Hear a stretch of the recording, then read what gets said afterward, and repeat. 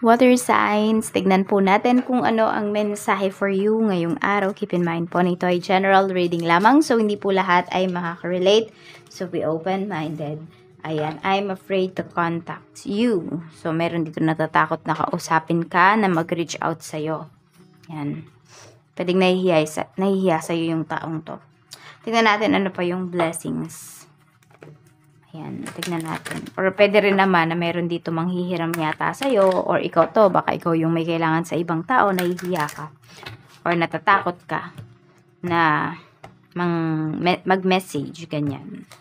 So we have a blessing for peace of mind. So ito, hanggat hindi kayo na-message ng taong to, hindi na nakapag-reach out sa inyo, di kayo nakakausap, wala talaga siyang peace of mind.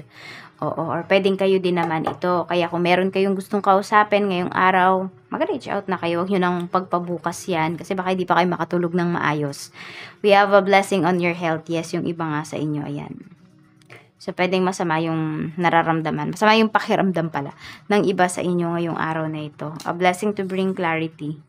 Okay, so ayan, parang meron kayong mga, sabi natin, baka meron kayong mga plano ngayong araw, mapopostpone siya kasi pwede nga po na tinitignan ninyo or iniisip ninyo yung health ninyo ngayon. Sinasaalang-alang ninyo yung inyong kalusugan.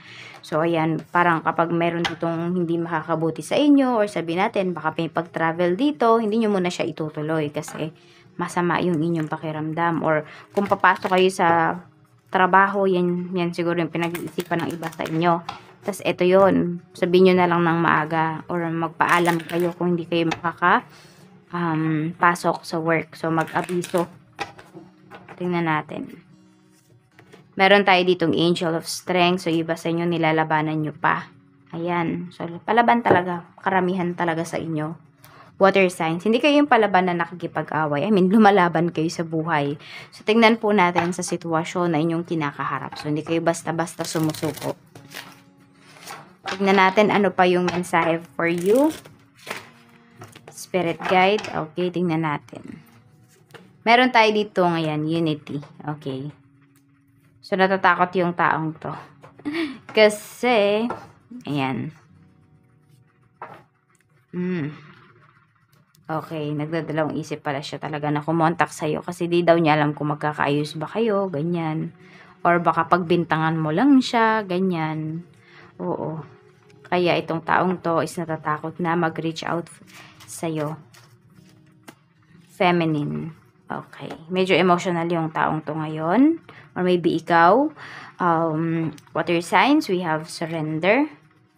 Okay. So, ayan.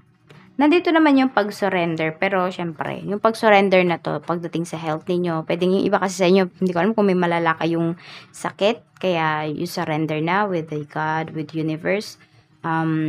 Your life, ganyan. Pero yung iba naman po sa inyo, itong pag-surrender na ito is pwedeng hindi na matigas yung ulo ninyo.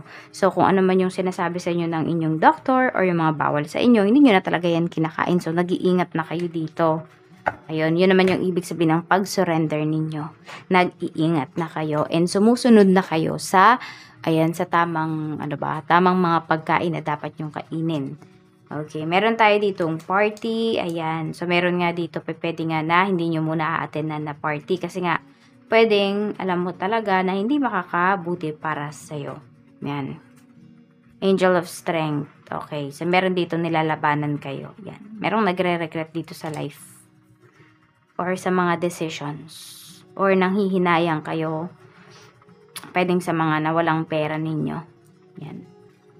Tignan natin kung ano pa yung mensahe. Spirit guide, mensahe pa po natin. Kay water signs. Ano pa po ang mensahe kay water signs pagdating sa trabaho? Water signs, I hope okay lang kayo ngayong araw na ito. Happy birthday nga pala kay Scorpio. Scorpio, meron tayong birthday reading para sa'yo. So, uploaded na yun last month. This month ko lang yata hindi, last month pa pala. 10 of Spring. So, ayan po. Diba? Kailangan nyo talaga is makipag-usap or humingi ng tulong pagdating sa inyong trabaho. Okay, matakot dito kasi tutulungan naman kayo ng mga co-workers po ninyo. Oo, hindi naman kayo pababayaan, hindi naman kayo iiwang mag-isa. Feeling mo lang siguro mag-isa kang kumikilos. Pero try mong i-appreciate kung ano ba yung ginagawa ng mga katrabaho mo. Ano ba yung naambag nila dyan sa work ninyo, sa project ninyo. Meron ba or wala? So, tingnan natin. Ayan, medyo na-stress yung iba sa inyo talaga ngayon pagdating sa trabaho.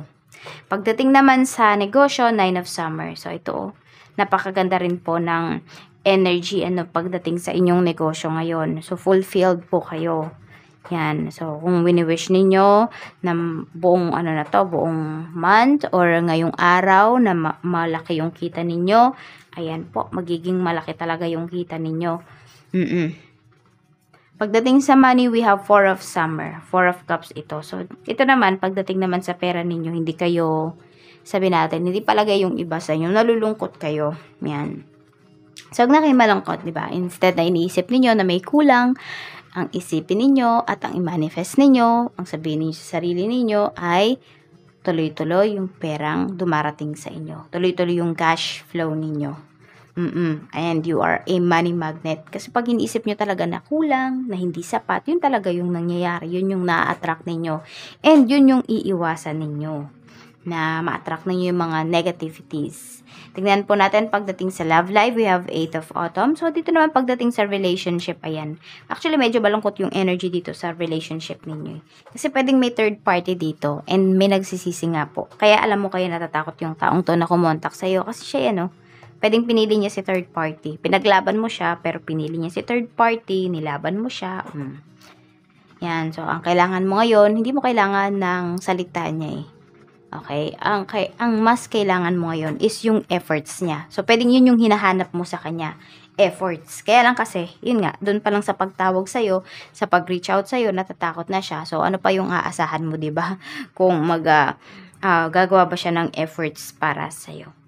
So, ayan, mukhang meron siyang mga message or gusto kanyang i-message. So, tingnan natin. Depende yan kasi iba sa inyo naka-block na or block na kayo sa isa't isa. So, 50, 35, 9, and 32. Ayan po yung mga lucky numbers mo. Maraming salamat. Water signs, and see you again on my next video. Bye-bye!